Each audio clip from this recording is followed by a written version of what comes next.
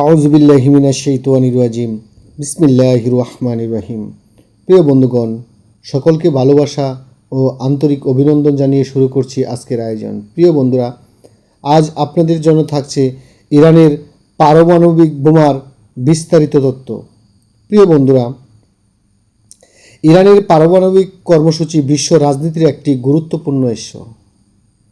এই কর্মসূচি বহু বছর ধরে আন্তর্জাতিক নজরদারির মধ্যে রয়েছে। অনেকে দেশ এটিকে নিরাপত্তা উদ্বেগ হিসাবে দেখে থাকে। ইরান দাবি করে এটি শান্তিপূর্ণ উদ্দেশ্য ব্যবহৃত হচ্ছে। বিশ্ব শক্তিগুলো মাঝে মাঝে নিষেধাজ্ঞা আরোপ করেছে। পারমাণবিক প্রযুক্তি উন্নয়ন একটি জটিল বৈজ্ঞানিক বিষয়। এটি শক্তি উৎপাদন ও গবেষণার জন্য ব্যবহৃত হতে পারে, কিন্তু একই প্রযুক্তি সামরিক ব্যবহারের সম্ভাবনাও রাখে। এই দ্বৈত ব্যবহারকে বিতর্কের মূল কারণ। মধ্যপ্রাচ্যের এই ইস্যু স্থিতিশীলতাকে প্রভাবিত করে। ইরানের পারমাণবিক স্থাপনাগুলো বিভিন্ন অঞ্চলে অবস্থিত। নাতানজ, ফর্দো অন্যতম আলোচিত কেন্দ্র। এই কেন্দ্রগুলো ইউরেনিয়াম সমৃদ্ধকরণ কার্যক্রমে পরিচালিত হয়। আন্তর্জাতিক সংস্থা এবং স্থাপনায় নজরদারি করে। IAEA এই বিষয়ে নিয়মিত রিপোর্ট প্রদান করে। ইরান কিছু সময় সহযোগিতা ও কিছু সময় সীমাবদ্ধতা দেখায়। এই অনিশ্চয়তা বৈশ্বিক উদ্বেগ বাড়ায়। প্রযুক্তিগত অগ্রগতি সব দেশেই ভিন্নভাবে হয়। নিরাপত্তা ও স্বচ্ছতা এখানে গুরুত্বপূর্ণ বিষয়। রাজনৈতিক চাপ পরিস্থিতিতে আরও জটিল করে তোলে। পারমাণবিক শক্তি মূলত শক্তিশালী জ্বালানি উৎস। এটি বিদ্যুৎ উৎপাদনে ব্যবহৃত হতে পারে। অনেক উন্নত দেশে এটি বেসামরিক কাজে ব্যবহার করে, কিন্তু সামরিক ব্যবহারের আশঙ্কা সবসময় থাকে। এই কারণে আন্তর্জাতিক চুক্তি তৈরি হয়েছে। NPT চুক্তি এক্ষেত্রে প্রধান নিয়ম নির্ধারণ করে। ইরান এই চুক্তির সদস্য হিসাবে রয়েছে, তবে ব্যাখ্যা নিয়ে মতামত দেখা যায়। বিশ্ব রাজনীতি এখানে বড় ভূমিকা রাখে। বিশ্বাস ও সন্দেহ পাশাপাশি চলতে থাকে। ইরান পশ্চিমা দেশগুলোর মধ্যে দীর্ঘদিনের উত্তেজনা রয়েছে। অর্থনৈতিক নিষেধাজ্ঞা ইরানের উপর চাপ সৃষ্টি করেছে। এই নিষেধাজ্ঞা চুক্তি প্রযুক্তি উন্নয়নে প্রভাব ফেলে। কিছু দেশে কূটনৈতিক সমাধান চায়, অন্যদিকে কিছু দেশ কঠোর অবস্থান গ্রহণ করে। পারমাণবিক ইস্যু আলোচনার কেন্দ্রবিন্দু হয়ে ওঠে। বিভিন্ন সময় চুক্তি স্বাক্ষরিত হয়েছে, কিন্তু তা সব সময় স্থায়ী হয়নি। বিশ্বাসের সংকটে বড় সমস্যা হয়ে দাঁড়ায়। এই পরিস্থিতিতে আঞ্চলিক রাজনীতিকে উত্তপ্ত করে। মধ্যপ্রাচ্যের নিরাপত্তা সমীকরণ অত্যন্ত জটিল। ইরান, ইসরায়েল ও অন্যান্য দেশ এতে জড়িত। প্রতিটি দেশের নিজস্ব নিরাপত্তা উদ্বেগ রয়েছে। পারমাণবিক শক্তির সম্ভাবনায় এই উদ্বেগ বাড়ায়। কিছু দেশ প্রতিরোধমূলক নীতি অনুসরণ করে, অন্যরা কিছু কূটনৈতিক আলোচনাকে অগ্রাধিকার দেয়। এখানে সামরিক শক্তির ভারসাম্য গুরুত্বপূর্ণ। বহু রাজনৈতিক স্বার্থ বড় ভূমিকা রাখে। তেল ও জ্বালানি সম্পদ যুক্ত থাকে, পরে সংঘাতের ঝুঁকি সবসময় বিদ্যমান। পারমাণবিক প্রযুক্তি অর্জন একটি দীর্ঘ প্রক্রিয়া। এতে বৈজ্ঞানিক দক্ষতা অবকাঠামো লাগে। ইউরেনিয়াম সমৃদ্ধকরণ একটি গুরুত্বপূর্ণ ধাপ। এই ধাপ নিয়ে বেশি বিতর্ক তৈরি হয়। আন্তর্জাতিক পর্যবেক্ষণ ব্যবস্থা সক্রিয় থাকে। স্যাটেলাইট ও পরিদর্শন প্রযুক্তি ব্যবহার করা হয়।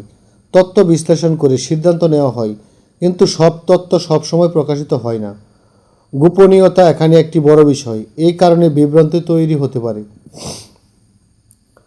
বিশ্ব শক্তিগুলো বিভিন্ন কৌশল গ্রহণ করে। কেউ আলোচনার মাধ্যমে সমাধান চায়, কেউ আবার চাপ প্রয়োগের নীতি গ্রহণ করে।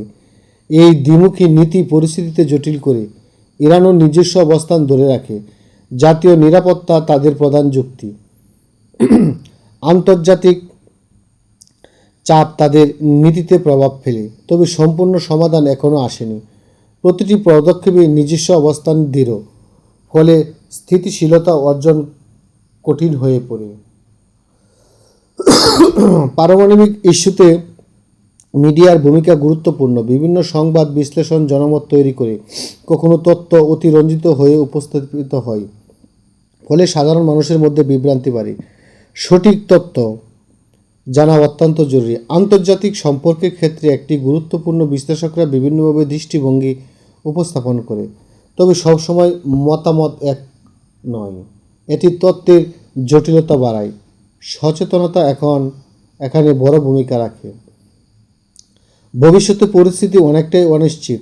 কূটনৈতিক আলোচনার মাধ্যমে সমাধান সম্ভব, তবে আস্থা তৈরি করে সহজ নয়। প্রযুক্তিগত উন্নয়ন চলমান থাকবে। নজরদারি ব্যবস্থা আরও শক্তিশালী হতে পারে। আঞ্চলিক স্থিতিশীলতা গুরুত্বপূর্ণ লক্ষ্য। যুদ্ধ এড়ানো সব পক্ষের স্বার্থে জরুরি। আলোচনার পথ সবসময় খোলা থাকা উচিত। বিশ্ব শান্তি এখানে মূল উদ্দেশ্য। সমঝোতা ছাড়া স্থায়ী সমাধান কঠিন।